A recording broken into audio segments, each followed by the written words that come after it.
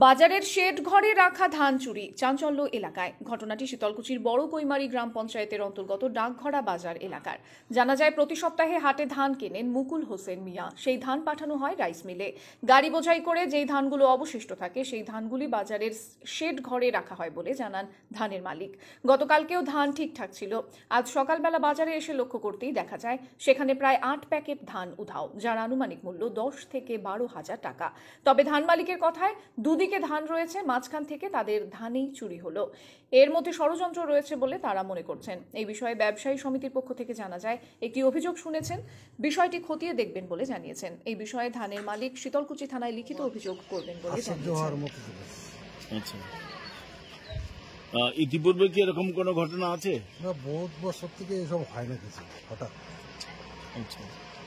আপনার তো বাড়ির সামনেই এই ঘটনাটা। গতকাল রাত্রিবেলা শোনা যাচ্ছে, তো আপনি বুঝতে পারেননি বিষয়টা? আমি কি করে বুঝবো? রাত্রিবেলা ঘরে থাকি, কি করে বুঝবো? কি বলবেন এই বিষয়টা নিয়ে? কি আর বলবো, বলার মতো আর কি এখানে কি আছে? দুঃখজনক ঘটনা। এগুলো কি বাইরের কেউ এসে নিয়ে যেতে পারে নাকি লোকাল কেউ হবে? সেটা তো আন্দাজ করা খুবই মুশকিল। মানে পাশাপাশি আরো অনেক কয়েকটা লট দেখা যাচ্ছে যে তারা প্যাকিং অবস্থায় আছে, কিন্তু মাঝখানে একটা লট থেকে ধান চুরি গেল। এই বিষয়টা নিয়ে কি অনুমান হয়? এখন এই ব্যাপারে কি বলবো বলেন তো? এই বিষয়ে কি বলবো? বিষয়টা হচ্ছে চোরের তো ধর্ম নাই, ঠিক আছে? যেখানে লট পাচ্ছে সেখান থেকে তুলে নিয়েছে, ব্যাপারটা হচ্ছে এরকম আর কি। কি নাম আপনার? আমার নাম রঞ্জিত পাল। কি করেন? আমি ধানের কাজই করি। আপনিও ধানের কাজ করেন? তো আপনার মানে পাশাপাশি লট থেকেই চুরি হলো, এই বিষয়ে কি থানায় জানাবেন যে এটা হয়তো আজকে এই লটে হলো, আগামীকালকে অন্যটা হতে পারে? তো এটা থানায় কি জানানো দরকার মনে করেন? থানায় তো জানানো অবশ্যই উচিত।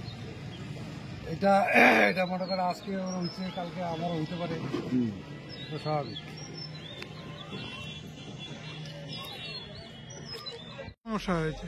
সমস্যা ঘটনা হলো, এখানে গত হাটে ধান রাখা ছিল, এখানে এইভাবে সাধারণত প্লাস্টিক দিয়ে ঢাকানো ছিল।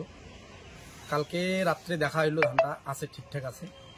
আজকে আবার সকালে দেখি এখান থেকে কতগুলো ধান? 8 প্যাকেট, আনুমানিক মোটামুটি ধরে যান 400। এর আগেও কি এরকম ঘটেছিল? এর আগে তো ঘটনা যেটা শুনলাম, কয়েকদিন আগেও এরকম একটা ঘটনা ঘটছে পাশে, হাটের বাইরে। হাটের বাইরে। কাউকে কি সন্দেহ হয়? না, এইরকম সন্দেহ তো কাউকে এইভাবে তো বলা যাবে না। না, আমরা চাই মানে প্রকৃত যেটা সত্য উদ্ঘাটন হচ্ছে। এই বিষয়ে কি থানায় অভিযোগ জানিয়েছেন? অভিযোগ এইভাবে লিখিতভাবে জানানো হয়, তবে মৌখিকভাবে আমরা জানাইছি, লিখিতভাবে জানাবো এরপরে। আনুমানিক মূল্য কত হতে পারে ধানে? তা ধরেন 10-12,000 টাকা। এখানে খোলামেলা সব জায়গায় থাকে, এই সবারই থাকে? সবারই। এই যে পাশে আরেকজনের ধান আছে, এই পাশে আরেকজনের ধান আছে। তাদের চুরি হয়নি কোনদিন? হয়নি? না না না, মানে এটাই প্রথম? এটাই প্রথম। ব্যবসায়ী সমিতিকে জানানো হয়েছে? না, জানানো হয়, কথা বললো, এই ভাই কথা বললো। আচ্ছা, বিষয়টা দেখতেছি আমরা। এই বাজারটার নাম কি? এটা ডাকঘরা বাজার, ডাকঘরা হাট। ডাকঘরা। আপনারা কি সাপ্তাহিক হাটে কিনে এখানে রাখেন? হ্যাঁ হ্যাঁ, না যে হাটে দেখা গেল হয় না, পুরা থাকি যায়। আবার যদি এক্সেস কিছু হয় সেটাও থাকে। থাকে কেন? মানে এক্সেস কিছু হয় থাকে ব্যাপারটা? মানে 500 প্যাকেট হইলো, গাড়িতে 400 প্যাকেট লাগে, 100 প্যাকেট এক্সেস থাকলো, এটা থাকলো পরে এক গাড়ি মিল করতে যা লাগে। হ্যাঁ। কি নাম আপনার? আমার নাম মুকুল হোসেন। এই ধানগুলো কোথায় পাঠান আপনারা? রাইস মিলে যায়। রাইস মিলে যায়। এটা কি